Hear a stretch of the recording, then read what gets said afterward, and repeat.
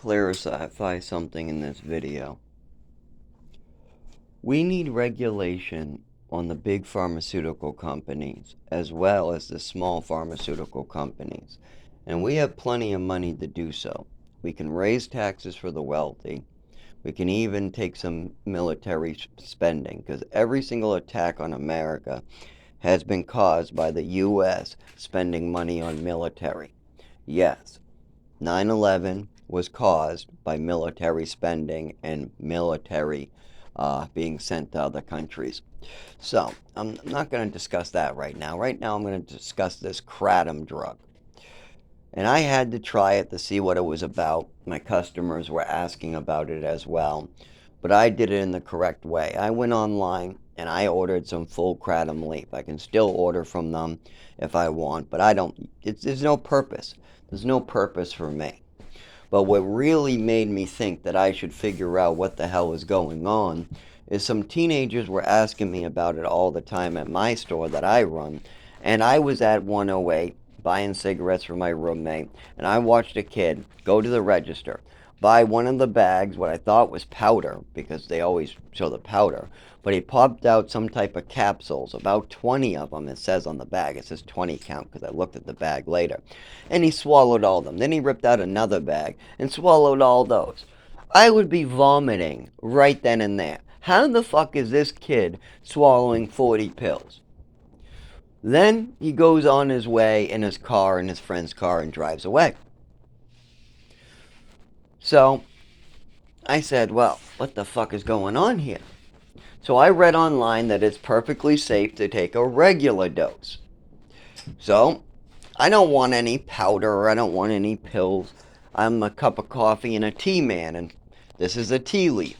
It's actually in the coffee family as a plant. The alkaloids, there's two of them active in there. So I order it and I make a regular cup of tea. Take a scoop with a spoonful, put it on the filter, run the water through it, and boy, is it bitter like coffee. So I put some sugar in it, I drink it. I feel a coffee effect stimulant. The next day I have a seizure. I try it one more time about a month later, and it works out okay because I actually make it a little stronger, what I'm a little afraid to do, but I have nothing else in the house, and I've been told this will help. And it does help a tiny bit the second time. But both times, it was useless to me. It didn't make any difference. I would be better off just having chamomile tea and wild lettuce tea. Both of those would definitely do a better job than this crap. But there's no instructions on the bag telling you that it's going to work at a stimulant level at small doses, and if you take 40 goddamn pills like that kid did, it must do something else. Because there's two active alkaloids in it. One's a mild coffee stimulant, and the other one is a mild, I guess, painkiller. But I guess it only works as a painkiller in ridiculously high doses. But I've never experienced this painkiller feeling. I've only had a larger cup of coffee, and I just kind of felt like my nerves calmed down. At first, they went a little active. It worked just like when I drink coffee. If I go to Dunkin' Donuts and I get a full cup of coffee, I drink that. Oh boy, am I shaking. And if I push my nervous system, I'm more at risk for seizures. The same thing happens if I drink that kratom tea. I'll be shaking, same exact symptoms, same exact everything. I also got to be careful with black tea and green tea now. Black tea I've had a little problems for the last couple of years. First, the seizures, the caffeine in it, but also I get shaky. Now, if you're giving me a lot of downers, then I can take a small amount of caffeine. But I wanted to mention this because the regulation on these are terrible. I mean, they're barely IDing for the stuff. There's no description of what it's for. They have no regulation. FDA hasn't checked off on it. And there are a lot of drugs like supplements on the market. Don't get me wrong. I think you should have a right to buy any leaf with regulation, as long as it's being regulated and there's a record of sales. I don't want anybody buying 20,000 poppy flowers, just like I don't want any 13-year-olds or 18-year-olds taking 40 pills from my store. I am not going to be the store that sells kratom to teenagers. Now, luckily, my store doesn't do that. We had a discussion about the kratom at my store, and we have agreed that we don't want to sell it. Now, me, I don't want to sell it. My manager doesn't care, and my coworker, she wants to sell it. She says that stuff is good. She says she has it in the morning all the time, and there's no problem with her. She says she stops for weeks and she doesn't have a problem. I don't know though, she has other problems too. So anyways, we got all this kratom crap going around. Now for me, no big deal. I don't need kratom. I don't need any of that. That doesn't, the fact that it has a stimulant effect makes me hate it. Just like I hate coffee, hate all caffeine. Unless you try to drug me. If you try to give me Seroquel, Thorazine, Trazodone, you give me a bunch of Risperidone, Lamictal, you give me a little bit of Xanax during the day. If you give me a cocktail like that, then in the morning I might have like a little bit of caffeine because I wake up with a serious hangover, headache, a vomiting, I feel awful, and a little tiny bit of caffeine will get rid of the headache, will help me wake up and get me moving. But it still causes shakes and a risk of seizure. But yeah, I used to do caffeine in the morning or in the afternoon when I had to go like to work, or if I had to do work for my brother-in-law, or if I had to go to school, or if I had anything important. Take a tiny bit or a large amount at teenage years of caffeine. Yeah, I went a little overboard in my teenage years. I could handle it a little better when I was on the Xanax.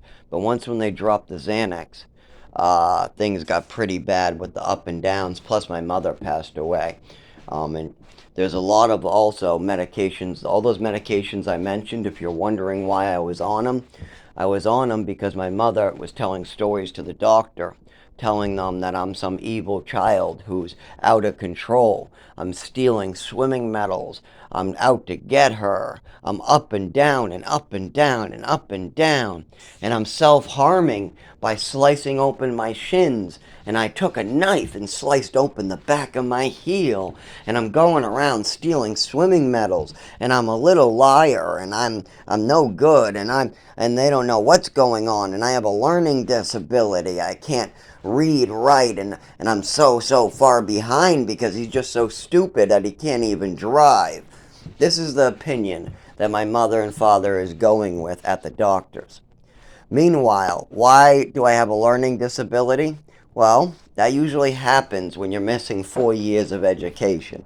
Yes, I redid first grade, and then why? Do you think I was slow? Nope. My teacher wanted me to go to second grade. My mother screamed and yelled at the teacher for weeks until she agreed to do what my mother wanted. My mother said she wanted me to be the oldest kid in class, and that would help me. If I was the older kid in class, then I would do better. So she needs to hold me back, my mother said, over and over, yelling at the teacher to hold me back for first grade. So my mother was the issue for first grade, why I was held back. She admitted to it. She apologized about it until I was 16, saying that, oh, I'm sorry, but I thought you would be better off if you were older than the other kids. Sorry I had you held back. So I redid 1 grade, so I didn't learn anything new that year. Then we moved to Texas as well.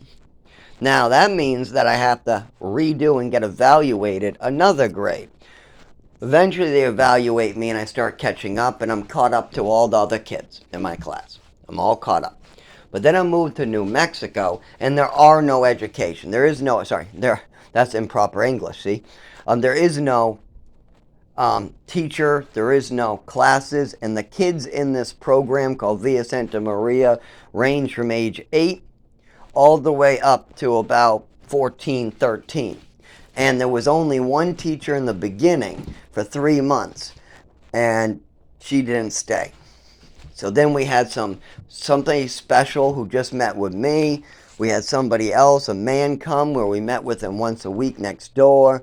And then there was also like 4 to 6 months where we just got to play outside and the staff members filled in.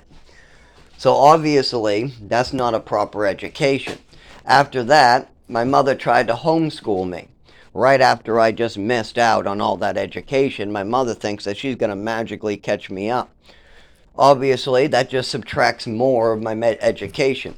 At that point, we go to Chelmsford, and one of the schools there, when we first go there, is like a daycare. All they want to do is let us play toys for the full year.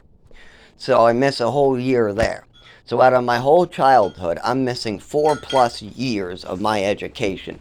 Did my father and mother ever think that that might be important to tell people, that that might contribute to my learning disability? The fact that every other kid has his full education and I'm missing 4 years trying to catch up all the time. I mean, I just wasn't allowed to learn. I didn't go to school for those years.